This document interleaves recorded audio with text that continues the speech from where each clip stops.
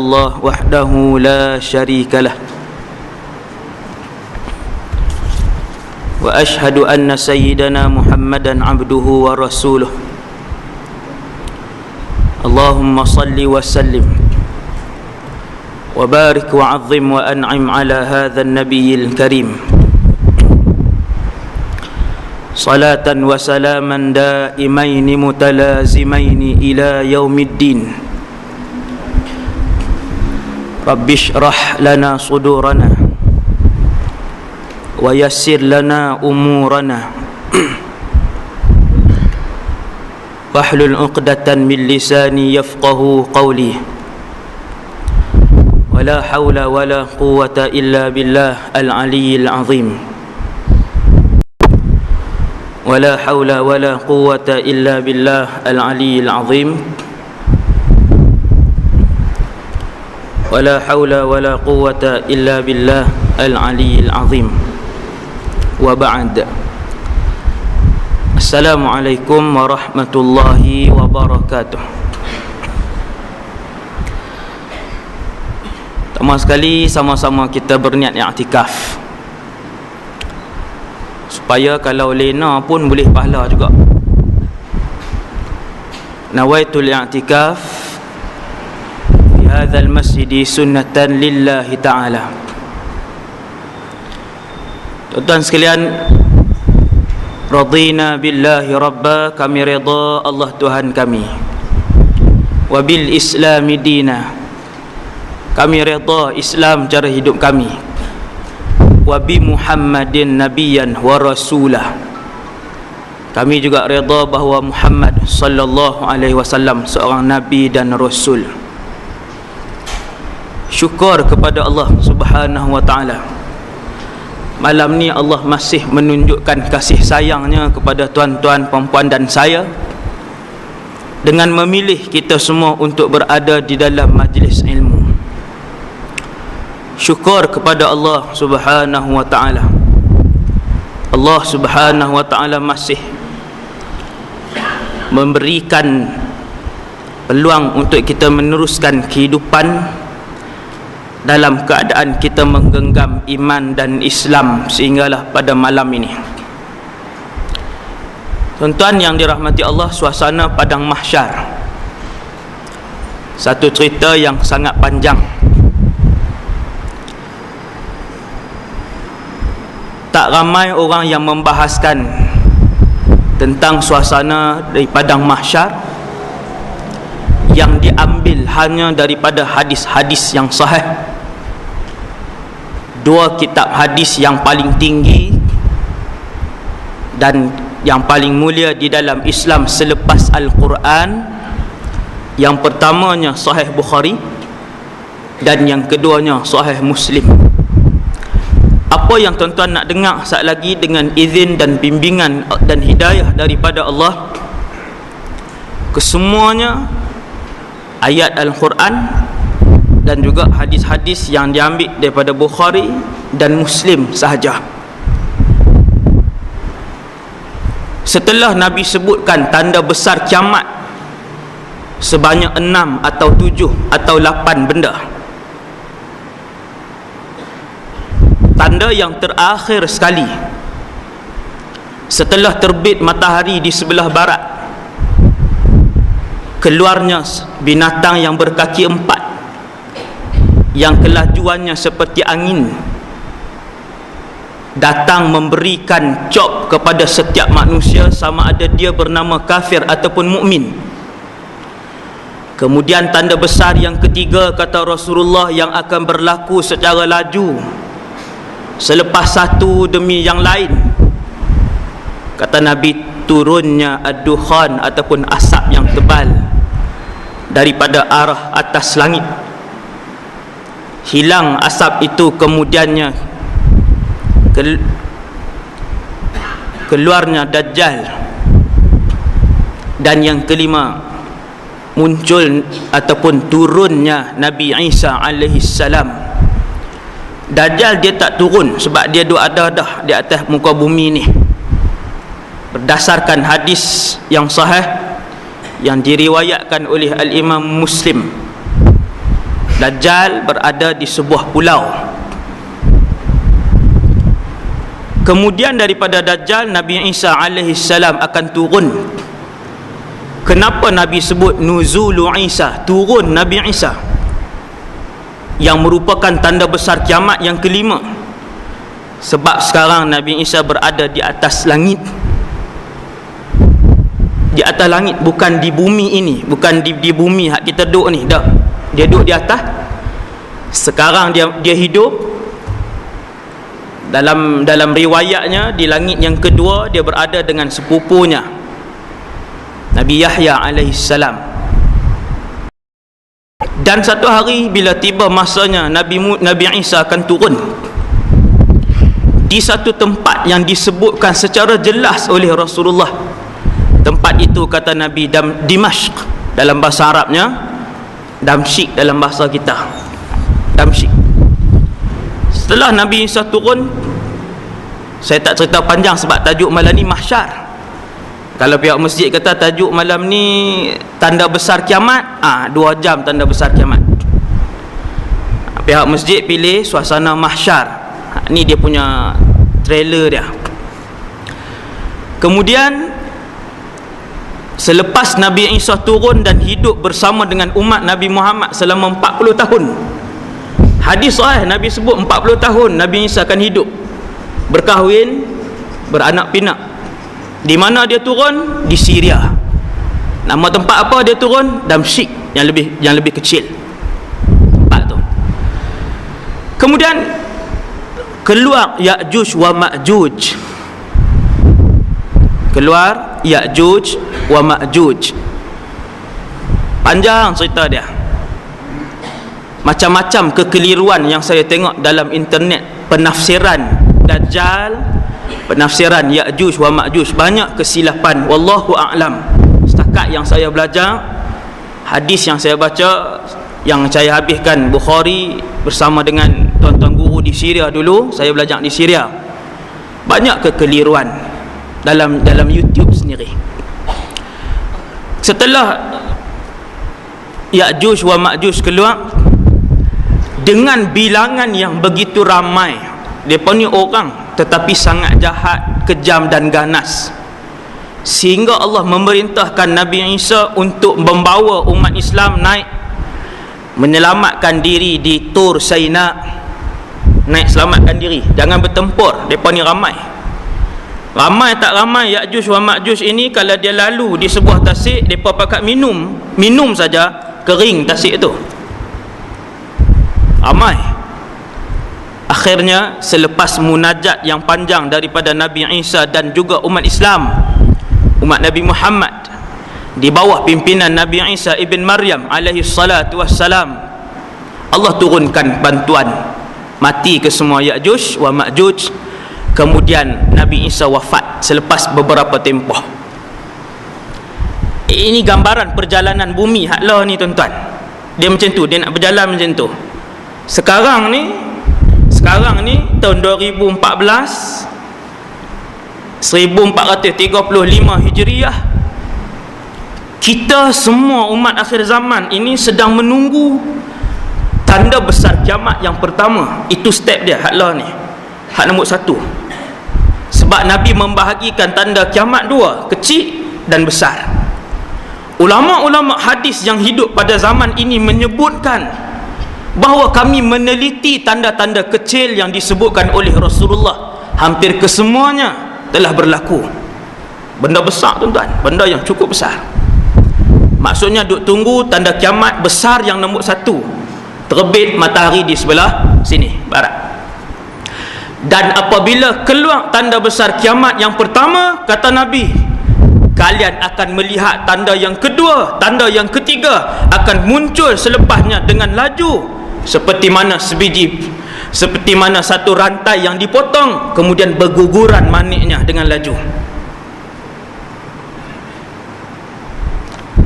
Habis Nabi Isa wafat, setelah Nabi Isa memerintah alam ini, bumi ini keseluruhannya dengan syariat Nabi Muhammad, Tidak ada lagi undang-undang manusia yang dijadikan sebagai perlembagaan dan rujukan pentadbiran negara. Seluruh bumi menggunakan satu syariat, iaitulah syariat Muhammad sallallahu alaihi wasallam, perdana menterinya ketika itu Isa alaihi salam.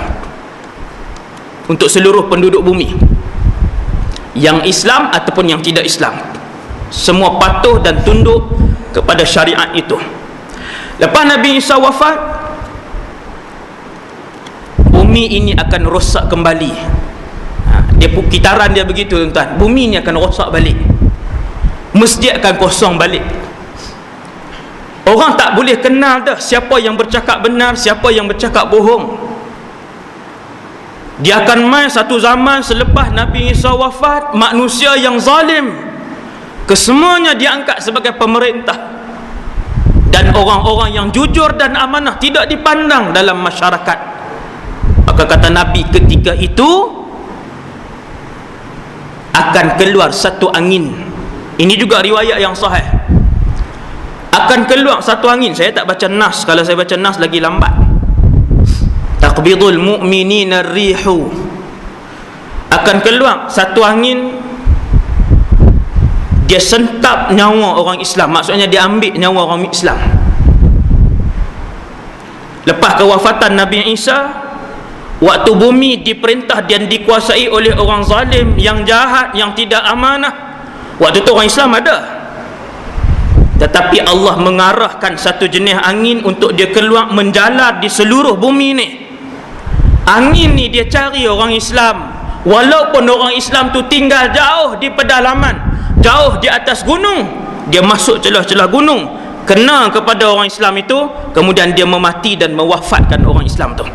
Kenapa, tuan-tuan? Sebab Allah nak arahkan dah malaikat Israfil untuk tiupkan sangkakala yang pertama, dan kemudian berlaku kiamat. Dan kiamat, kata Rasulullah, tidak akan disaksikan oleh orang-orang yang beriman. Tuan-tuan, akhir zaman nanti dia tak ada banyak kumpulan, dia dua aja. Sekarang ni dalam masjid ni semua kita sebut Rabbi Allah, Tuhan kami Allah. Padahal di luar menipu, padahal di luar tikam nombor ekor, padahal di luar duk ngendak anak dara orang, padahal di luar duk. Tapi bila tanya siapa Tuhan kamu, Rabbi Allah. Sampai satu ketika bila keluar seekor binatang yang merupakan tanda besar kiamat yang kedua, dia akan picok kat kita seorang-seorang ni. Bila dia letak cincin Nabi Sulaiman, orang tu nama kafir. Dan bila dia letakkan tongkat Nabi Musa, binatang tu, saya tak cerita, cerita tu panjang. Dia letak tongkat Nabi Musa, orang tu tulis nama Muslim. Ni waktu dia hidup di bumi ni. Waktu tu tidak ada lagi nama yang dipanggil. Tidak ada lagi Muhammad, tidak ada lagi Yusuf, tidak ada lagi Fatimah, tidak ada lagi Aminah. Seseorang tu dipanggil sama ada kafir ataupun mukmin.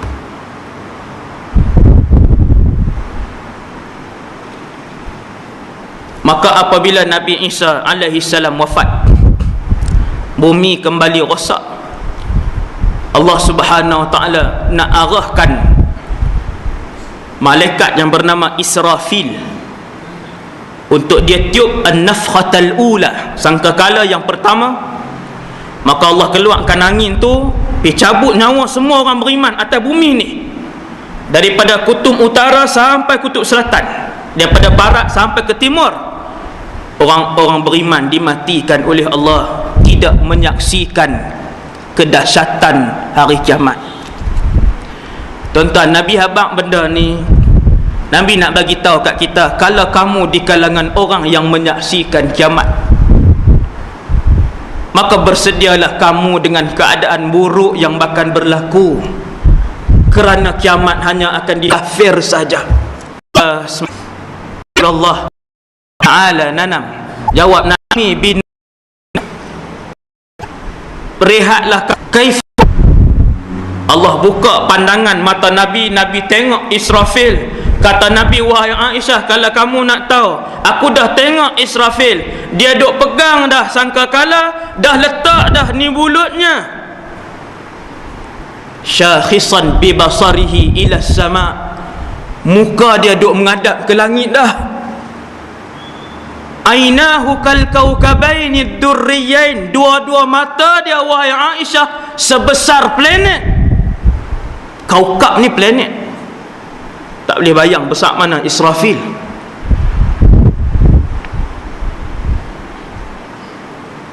Yakhsha an ya'ti ilaihi al-amru bil buq wa lam yartadda ilaihi tarfuh.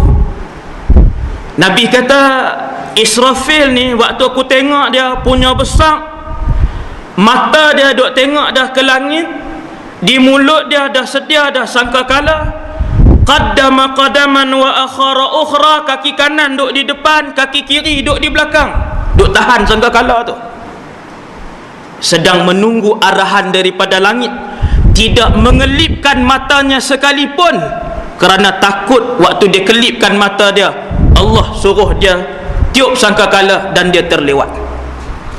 Bila tuan-tuan? 1400 tahun yang lalu. Sayyiduna Israfil dia duk tunggu je. Setelah Allah mematikan semua orang Islam, bukan di jarak atas ni saja ni, di Pulau Pinang ni, di Kedah, di Malaysia, di Asia Tenggara, di Eropah, di Afrika Selatan, mana ada orang Islam semua dimatikan. Ketika itu Allah Subhanahu Wa Taala mengarahkan kepada Israfil untuk meniupkan dan melakukan tugas pertamanya. Itu tugas pertama dia. Nabi cerita, maka malaikat Israfil pun tiup sangkakala dia. Apabila dia tiupkan sangkakala dia, yang pertama, maka akan mematikan semua yang bernyawa yang ada di atas muka bumi Allah Subhanahu Wa Taala. Semua hak bernyawa tuan-tuan. Hanya dengan sekali sahaja tiupan daripada Israfil, semua manusia yang sedang hidup di atas muka bumi ketika tu, daripada utara sampai selatan, barat ke timur, semuanya mati. Bukan sahaja manusia, bahkan seluruh binatang, bahkan ke semua para malaikah, ke semua jin ketika itu akan mati. Allah Subhanahu Wa Taala menyebut di dalam Al-Quran bahawasanya selepas ditiupkan itu kesemuanya mati. Fasa'iqa man fis samawati wa man fil ard illa man syaa Allah. Akan mati kata Allah semua yang ada di 7 langit, wa man fil ard, dan semua yang ada di 7 petala bumi. Tak tinggal siapa tuan-tuan, tak tinggal siapa pun di atas muka bumi ketika itu. Dan Allah sebut dalam ayat itu illa man syaa Allah, kecuali orang-orang yang dikecualikan oleh Allah. Ada beberapa yang dikecualikan, ulama khilaf di situ. Ulama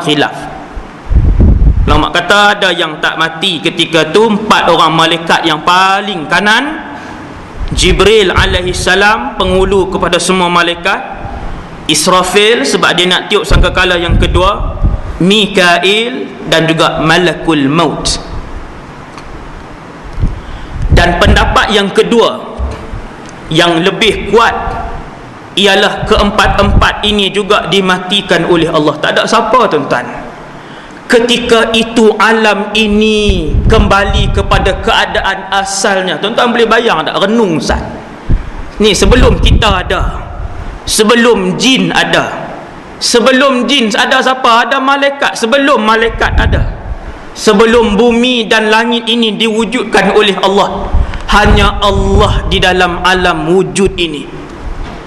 Kita kalau fikir hak ni, rajin fikir, rajin renung, rajin duduk fikir, benda tu pun dah cukup untuk membuatkan iman kita bertambah kepada Allah, kegerunan kita bertambah dengan kepada Allah SWT.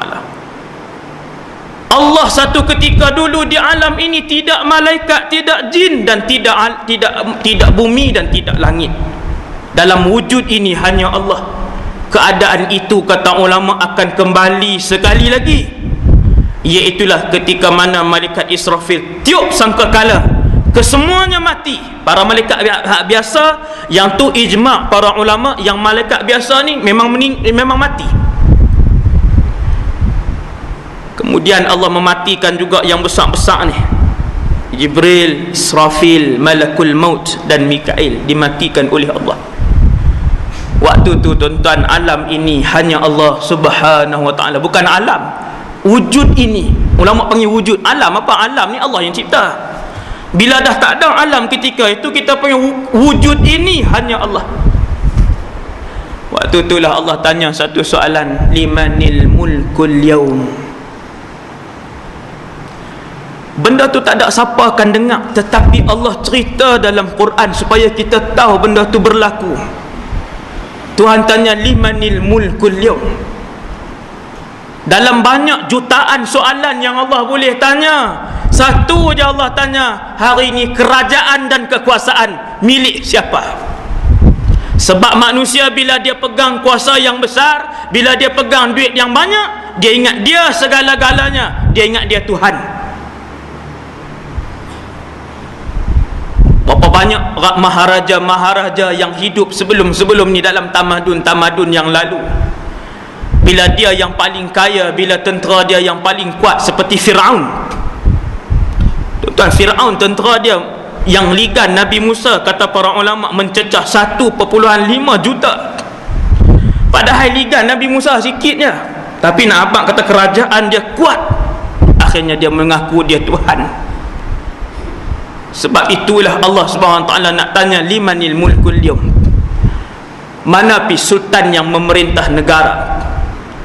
Mana pi presiden yang menjuarai rakyat? Mana pi Perdana Menteri yang kalau dia kata A, kalau dia kata B, kalau dia mohong orang percaya, kalau dia cakap betul pun orang percaya.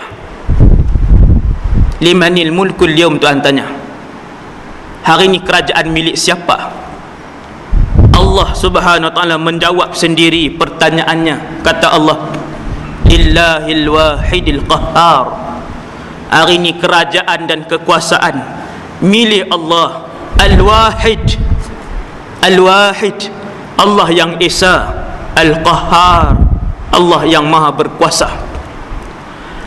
Bila Israfil tiup, tuan-tuan sekalian, maka bergegarlah bumi ni. Bumi tak hancur, tuan-tuan.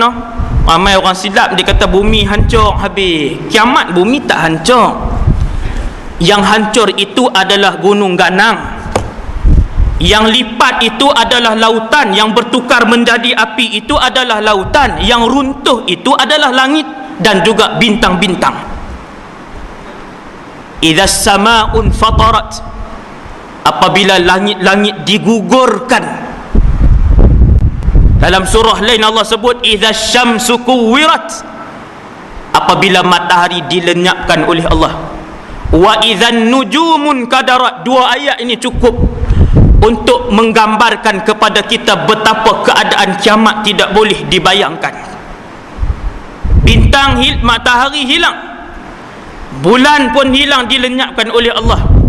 Bila Allah sebut wa idzan nujumun kadarat, bintang dan bergugusan itu digugurkan oleh Allah Subhanahu wa ta'ala. Tuan-tuan, tiap-tiap bintang lebih besar daripada bumi ni. Bumi yang kita duduk ni, macam manalah nak bayangkan kalau Allah kata wa idzan nujumun kadarat, seluruh bintang-bintang kami gugurkan. Renyuk redam bumi yang diduduki oleh manusia. Orang yang menyaksikan hari kiamat, dia melihat gunung ganang yang terpasak kukuh di sekelilingnya berhamburan. Apabila dipegang bumi gunung ganang itu, seakan-akan disentuh kapas-kapas yang berhamburan. Hancur habis, tuan-tuan. Orang bertanya kepada para ulama, kenapa menjadi demikian? Kerana terlalu takutkan kepada Allah Subhanahu wa ta'ala dan kedahsyatan hari kiamat. Tuan-tuan rajin-rajin buka juzuk 30. Juzuk 30 banyak menceritakan tentang suasana di hari kiamat. Jangan nanti kita menyalahkan Allah Subhanahu Wa Taala dan Rasulullah, kenapa tak cerita kat kami, sedangkan Allah perincikan suasana dan gambaran kiamat dalam Quran. Semua Tuhan perincikan. Apabila semua orang tengok gunung ganang jadi hancur, wa idzal biharu sujirat, menyala-nyala, terbakar, menyala-nyala, sujirat. Sebab tu Arab sebut rokok sijarah, rokok. Kita tak pernah tengok tafsir surah At-Takwir, wa idzal biharu sujirat, duk baca daripada depan sampai juz tutup Quran. Mula pula bulan Ramadan satu lagi, start Ramadan satu lagi, start daripada surah Baqarah sampai surah Al-Ma'idah juzuk 5-6, berhenti pula dah, mula pula pada awal. Hak belakang tak dan sampai. Allah sebut secara panjang lebar. Kalau cerita tentang suasana kiamat saja 1 jam, suasana kiamat berguguran. Ketika itu kata Nabi sallallahu alaihi wasallam, Allah Subhanahu Wa Taala menukarkan keadaan muka bumi ini. Yauma tubaddalul ardu ghairal ardi was samawat. Hari itu ditukarkan bumi ini, bukan lagi bentuknya macam bumi yang lalu.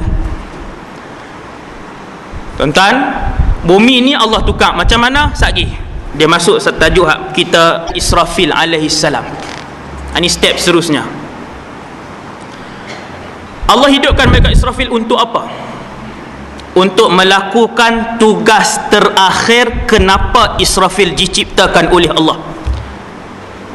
Tugas dia satu ya, tiup sangkakala pertama, tiup sangkakala kedua, berakhir tugas Israfil diciptakan.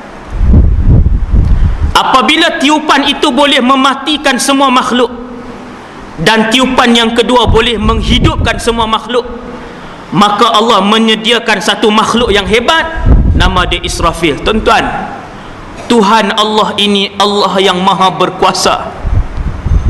Hanya dengan satu tiupan Allah mematikan semua makhluk, dan hanya dengan satu tiupan lain Allah menghidupkan semua makhluk.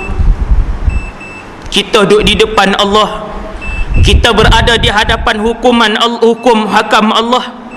Bila kita duduk di hadapan arahan Allah, tegahan Allah, jangan berasa besar,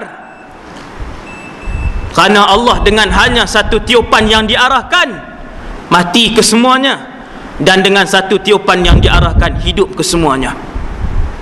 Kata para ulama ini untuk menunjukkan kekuasaan Allah Subhanahu Wa Taala.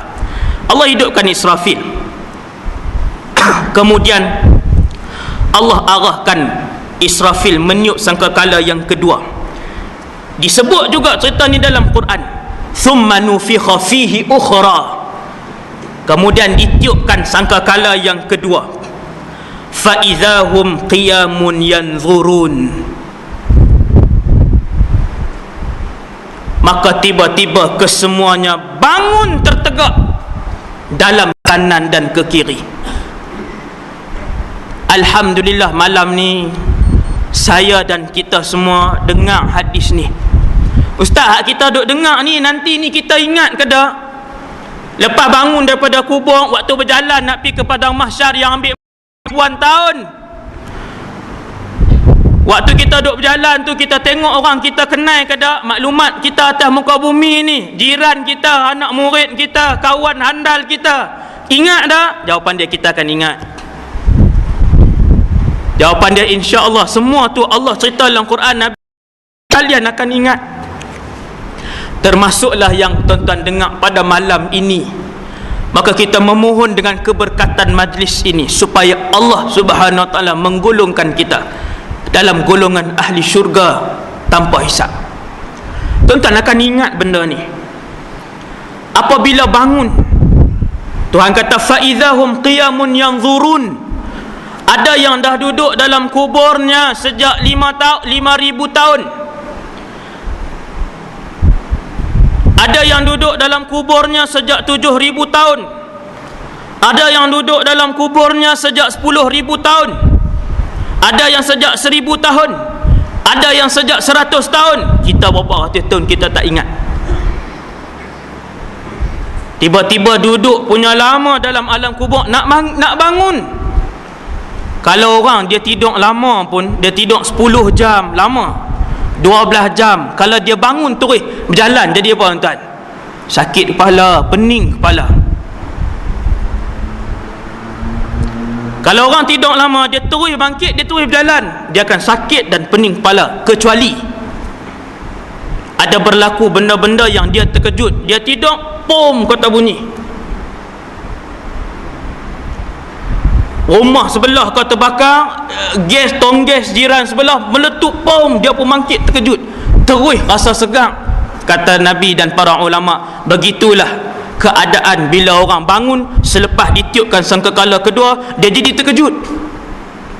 Siapa belajar bahasa Arab, fa idzahum, bila ditiup sangkakala yang kedua, fa litaqib, idza al-fujaiyah zaraf lima yustaqbal minaz zaman. Dia jadi tiba-tiba, idza fujaiyah, idza yang terkejut, tiba-tiba pakak mangkit, pakak tengok kiri dan kanan. Ketika itu kata Nabi, orang-orang yang beriman, iman yang beriman tuan-tuan, kita yang dengar malam ni hadis ni tak tentu lagi kita beriman, baru dengar saja. Ada orang lepas 10 tahun dah dengar kuliah, lepas 15 tahun dah dengar kuliah, keluar kembali dengan maksiat. Kadang-kadang dalam masjid pun masih buat maksiat. Jadi kata Nabi, waktu tu siapa yang iman dia kuat dan mati dia adalah mati yang baik, bila dia bangun tuan-tuan yang dirahmati Allah sekalian, dia kata hadza ma wa'ada ar-rahman wa sadaqal mursalun. Dia kata ini apa yang telah dijanjikan oleh Allah, wa sadaqal mursalun, betul hak nabi-nabi bagi tahu. Tuan-tuan dengar ayat tu tak perasan kah? Surah Yasin hak kita dah baca. Nabi kata manakala orang-orang yang kafir pula bila bangun keluar dan terpacul daripada mulut mereka, man ba'athana min marqadina, ni siapa yang duk bangunkan kami ni? Dia jadi banyak soalan tuan-tuan, dia jadi banyak persoalan. Tengok kanan, tengok kiri, tak tahu siapa yang bangunkan mereka. Kata Nabi, orang pertama yang akan bangun daripada kubur di kalangan semua makhluk, tuan-tuan bayang waktu tu, start daripada Nabi Adam semua umat dia, Nabi Nuh semua umat dia, Nabi Yahya semua umat dia. Nama-nama lama yang tuan-tuan dengar, nama dulu Mahatma Gandhi, tuan-tuan dengar hak nama dulu-dulu Aristotle, hak tuan-tuan dengar nama dulu-dulu Hercules, yang tuan-tuan dengar nama dulu-dulu Firaun, semua akan bangkit pada hari itu serentak. Saya dan kita semua pun bangkit tuan-tuan. Apa nasib kita tak tahu lagi. Dan kau buat persiapan hari ini, sementara mata masih melihat, tangan masih bergerak, hidung masih menghidu, telinga masih mendengar, maksudnya pintu taubat Allah masih terbuka. Nabi kata manusia pertama yang bangun daripada kuburnya, Nabi kata Nabi Yukum. Tawaduk Rasulullah ni, dia kata aku orang pertama bangkit. Dia tak kata aku, anak yang bangkit pertama sekali. Nabi kata manusia pertama yang bangun di kalangan hak ramai tadi, Nabi kata Nabi Yukum, Nabi kalian. Tuan-tuan tengok Nabi dia sebut kat siapa? Nabi Yukum, Nabi kalian. Dia teringat ke siapa? Dia teringat ke ummah. Ini Nabi ummah. Ini satu Nabi yang menyayangi umat dia melebihi dirinya sendiri. Dia sayang sahabat je kok Ustaz? Tidak. Bahkan dia lebih merindui umatnya yang tidak pernah melihatnya tetapi beriman dan menyayanginya. Kita semua insya-Allah. Nabi kata orang yang pertama bangkit adalah Nabi yang Nabi Yukum. Fa'aqum, aku pun bangkit. Aku buang pasir yang ada di tubuh badan aku yang ada. Aku mendapati, kata Nabi, aku tengok ada satu orang, saudaraku Musa. sedang tersembam di bawah arash. Nabi bangkit, bumi ni Allah dah tukar dah, tak ada pokok, tak ada parit, tak ada laut, tak ada sungai, tak ada gunung, tak ada bukit, tak ada.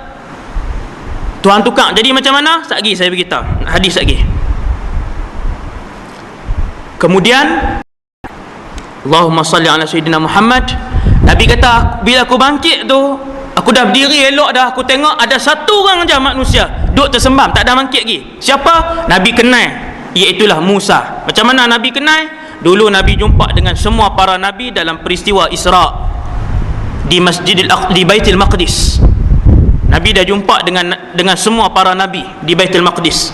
Maka Nabi tengok, Nabi kata, aku nampak Musa duduk tersembam lagi, akhidan biqawaimih, baru duduk nak bangkit. Nabi kata, aku tak tahu Musa ni Nabi Musa ni, Nabi kata dia mati tak dengan sangkakala ataupun dia tak mati, sebab dulu dia dah rasa dah kematian 2 kali dah. Nabi Musa alaihissalam dia dah rasa 2 kali as-saqah, yang disebut dengan bahasa Quran kematian. Nabi Musa dah rasa 2 kali. Yang pertama ketika mana Nabi Musa pergi bertafakkur di Tur Saina selama 40 hari. Dia pergi situ, Allah panggil untuk bercakap dengan Allah di sana. Panjanglah cerita dia pasal Nabi Musa. Kemudian Nabi Musa minta untuk tengok Allah. Tu cerita dia. Tuhan kata, lantara ni, kamu takkan boleh tengok aku, akan tapi tengok kepada bukit ni. Kemudian bila Allah cuba munculkan zatnya di bukit itu, Nabi Musa pun tengok, dia jadi terkejut. Kemudian dia pun jatuh tersembam, as-saqah, lupa diri, habis jatuh. Nabi kata, Nabi cerita balik, Nabi kata, ketika aku bangun daripada kubur, aku tengok Musa, aku tak tahu sama ada dia pun mati dengan sangkakala tu ataupun tidak, sebab dulu dia dah rasa dah as-saqatal ula, kematian hak dulu ni dah. Kemudian sahabat tanya, ya Rasulullah, ni bila Nabi duk cerita kat sahabat, hari ni kita pula dengar cerita ni, alhamdulillah. Sahabat tanya, ya Rasulullah, bila dah bangkit daripada kubur tu, ila aina, nak pergi mana? Nabi kata, ila ardil mahsyar, kita semua akan pergi ke padang mahsyar. Satu padang yang sangat luas, kata Rasulullah. Padang dia rata, tuan-tuan. Sahabat tanya, ya Rasulullah, mahsyar tu macam mana? Ni tuan-tuan, malam ni, ya Rasulullah, mahsyar itu bagaimana? Nabi kata, mahsyar ini satu tanah yang sangat luas, ardun bayda, warna dia putih. Tuan-tuan, saya akan tengok, tuan-tuan akan tengok.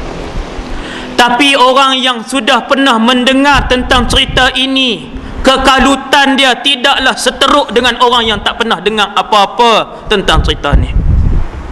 Kita alhamdulillah, kita tahu dah nak berlaku apa satgi, nak berlaku apa satgi. Ramaikah yang tahu benda ni? Tak ramai yang tahu. Nabi kata, mahsyar ini adalah satu bumi yang Allah dah tukar dah. Warna dia putih, naqiyah, bersih, kal fiddatil mudhabah, seperti perak cair.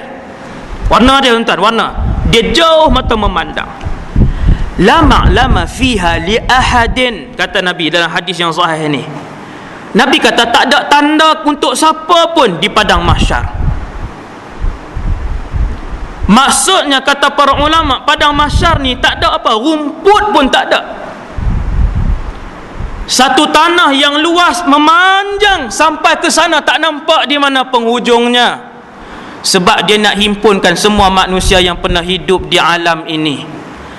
Hari ini 2014, jumlah manusia yang mendiami bumi, tuan-tuan sekalian, ialah lebih kurang 7 bilion manusia. 7 bilion. Tuan-tuan, 7 bilion ni, tuan-tuan bayang tengok himpun di satu tempat, jadi macam mana? Kita duk berhimpun 200,000 orang berhimpun, sesak dah, nak keluar pergi tandas pun setengah jam.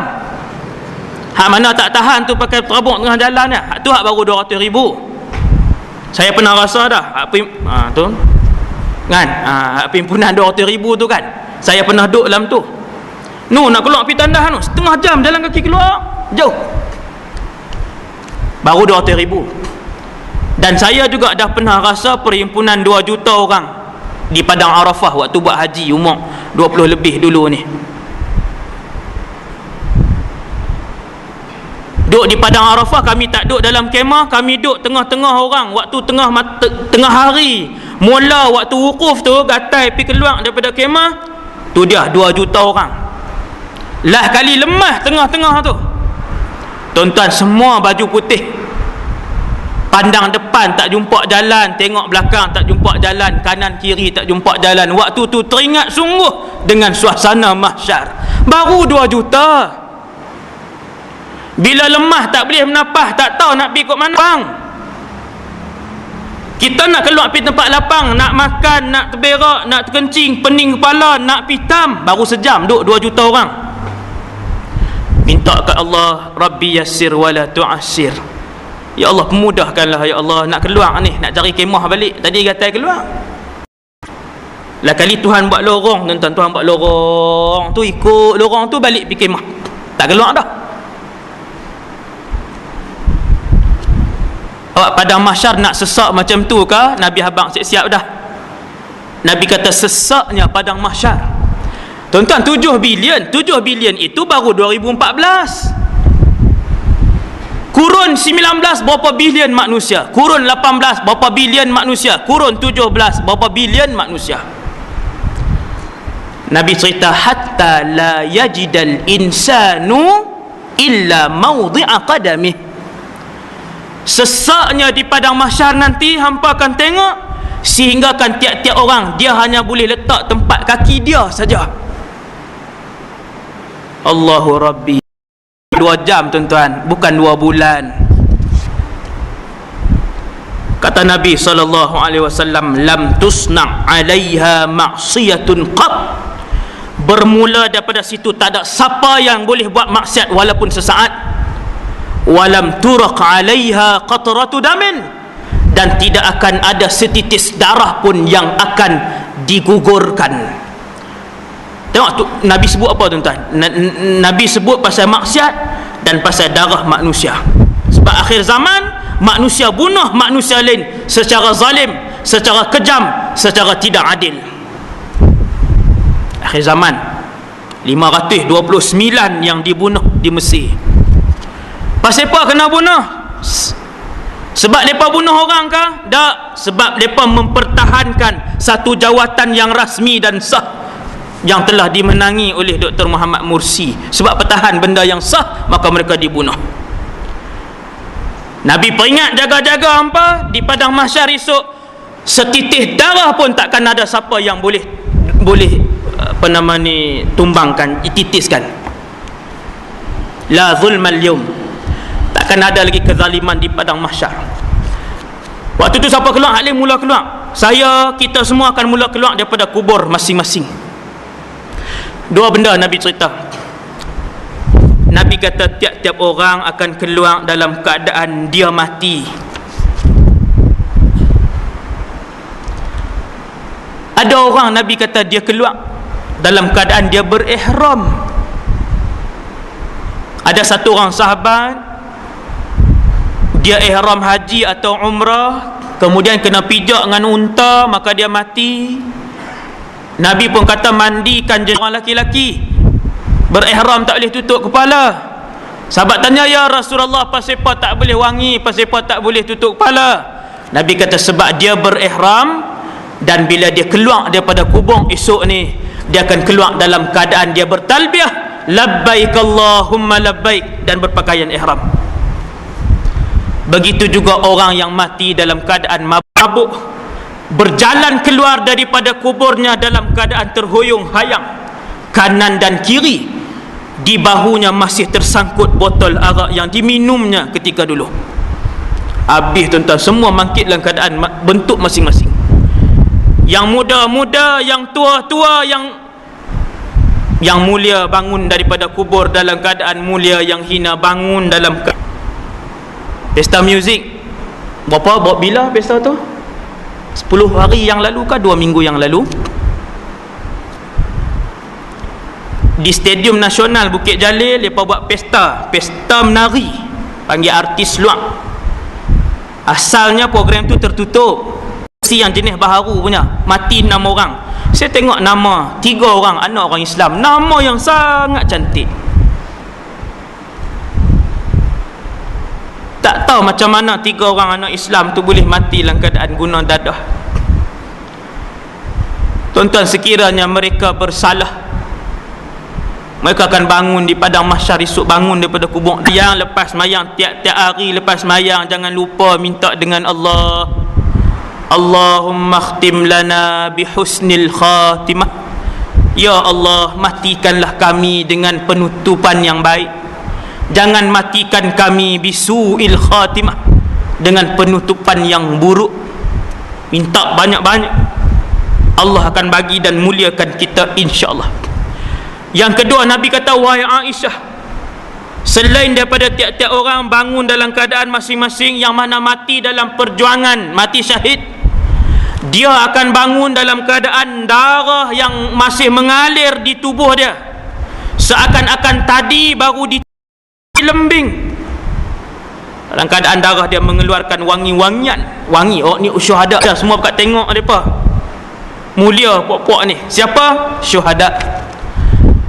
Kata Nabi SAW, majoriti manusia yang bangun daripada kubur ketika itu, kata Nabi, nakhruju minal quburi ya Aisyah araya hufatan ghurla. Ingat tuan-tuan, yang ni sifat majoriti manusia yang keluar daripada kubur. Yang pertamanya telanjang bulat, yang keduanya tidak berkasut, yang ketiganya tidak disunatkan. Ghurla maksud dia ghairu makhtunin, tidak disunatkan. Allah nak bagi tahu, semua benda yang kami buat dulu kami kembalikan kepada keadaan asalnya. Manusia diciptakan, dikeluarkan dalam keadaan telanjang bulat, tidak berkasut dan tidak dikhatankan. Macam itulah dia akan keluar daripada lubang kubur masing-masing. Sayyidatuna Aisyah yang dengar hadis ni, dia letakkan kedua-dua tangannya, malu. Tuan-tuan boleh bayang tak bila Nabi sebut araya, telanjang? Sayyidatuna Aisyah tanya soalan tu.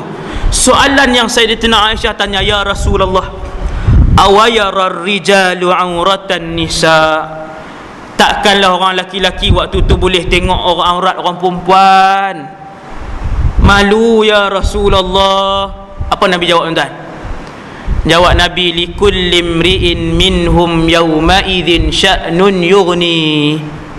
Nabi kata, wahai Aisyah, tiap-tiap orang pada hari itu ada masalah besar yang dia takkan pandang orang lain dah, dia takkan tengok orang lain. Walaupun ketika dia bangun dan berjalan menuju ke padang mahsyar, dia jalan, dia tengok, dia kenal jiran dia. Dia jalan, dia tengok, dia kenal itu ayah dia. Dia jalan, dia tengok, dia kenal ni anak dia. Dia jalan depan, dia kenal, dia kata ni isteri aku ni. Allah sebut dalam Quran, tiap-tiap orang jadi sibuk, tak ada nak fikir hai orang lain, begitu takut dan resah. Orang takkan tanya khabar orang lain, bahkan takkan tegur orang yang walaupun dia kenal. Kata Allah, yauma yafirrul mar'u min akhi. Tuan-tuan, semua juzuk 30. Ayat saya baca tak saat ni pun juzuk 30. Yauma yafirrul mar'u min akhi. Allah kata hari itu setiap orang akan lari daripada saudaranya sendiri. Wa ummihi wa abih, bukan daripada saudara dia, adik kakak dia, daripada mak dia pun dia lari. Dia tengok ayah dia pun dia lari. Duk bawa, duk tanggung beban dosa yang banyak atas dunia kita duk buat ni. Wa sahibatihi wa bani. Tak percaya lagi? Tuhan sebut dalam Quran, Tuhan kata bukan ibu dan ayah dia tinggal, bukan adik kakak dan abang dia tinggal. Dia tengok isteri dia, dia tengok bani. Bani ni anak-anak tuan-tuan. Dia tengok anak dia, dia tinggal anak dia. Aku pun sibuk, aku pun tak tahu apa nak jadi kat aku ni. Ni apa nak jadi kat aku pun aku tak tahu. Tak ada siapa nak tegur siapa. Berselisih. Dalam duk berjalan ke padang mahsyar, ambil masa tak tahu berapa ratus tahun tu, selisih dengan mak. Dia tengok macam tu je. Pesan ke anak-anak hari ni, sementara hidup ni, pakat-pakat kumpul pahala, pakat-pakat bina iman dan taqwa. Satu hari tak ada siapa boleh bagi syafaat kepada orang lain, walaupun adik-beradik dan saudara mara kita sendiri. Wa ummihi wa abihi wa sahibatihi wa banih. Ayat lepas tu sebab apa? Likulli mri'in minhum yawma idzin sya'nun yughni. Tiap-tiap orang dia sibuk dengan urusan dia. Ayat ni yang Nabi bagi jawapan kepada Aisyah.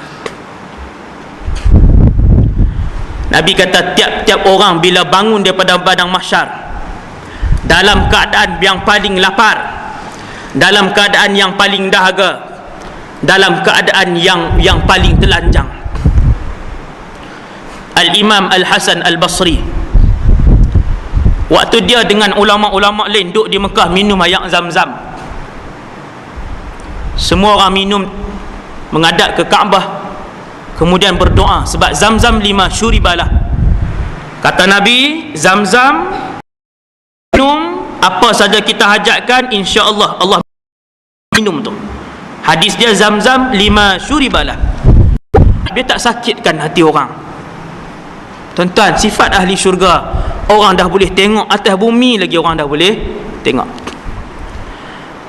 Habis tu tuan-tuan, bila semua dah berhimpun, kita sejam setengah ni berhenti kan, sambung nanti pula kot kan, takat 9.30 dah.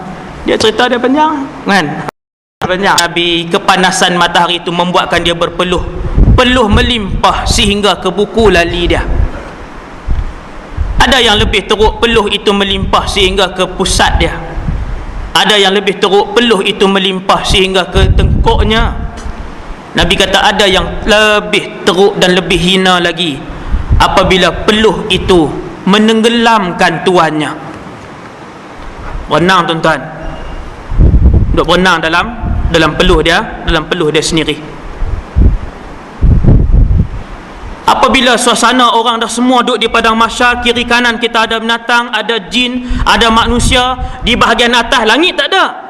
Dia ada fada. Dalam bahasa Arab dia panggil fada. Fada ni ruang kosong. Ada para malaikat. Waktu tu Iblis keluar. Tuan-tuan, Iblis keluar waktu tu. Iblis akan keluar, dia duduk di depan sekali. Allah bagi peluang untuk dia bercakap, akhir sekali untuk dia bercakap. Allah cerita dalam Quran, Iblis bila dia keluar, dia kata, aku ni kerja aku memang nak bagi sesat hampa. Maka nali illa an da'utukum, kerja aku memang nak suruh hampa sesat. Fastajabtum li, pasal apa yang hampa ikut aku? Aku yang suruh mulut hampa mengumpat orang, bunuh orang, caci, hina orang, zalimi orang, malukan keluarga itu, ambil harta orang ni, tindas orang tu. Iblis kata aku yang suruh. Faran mahsyar yang masih lagi panjang, suasana nak hisap seorang, buku amalan kita akan turun terbang mai supaya burung ni akan mai melekat di tangan kanan atau tangan kiri atau mai ke belakang. Kemudian mai tajuk syafaah, kita pergi ke kolam Nabi SAW dan sebagainya. InsyaAllah moga-moga Allah memberikan kita masa pada kuliah yang akan datang yang baik daripada Allah. Yang lemah dan kurang di saya sendiri. Aqulu qali hadza astaghfirullahal azim li wa lakum. Assalamualaikum warahmatullahi wabarakatuh. Bismillahirrahmanirrahim. Alhamdulillahi rabbil alamin.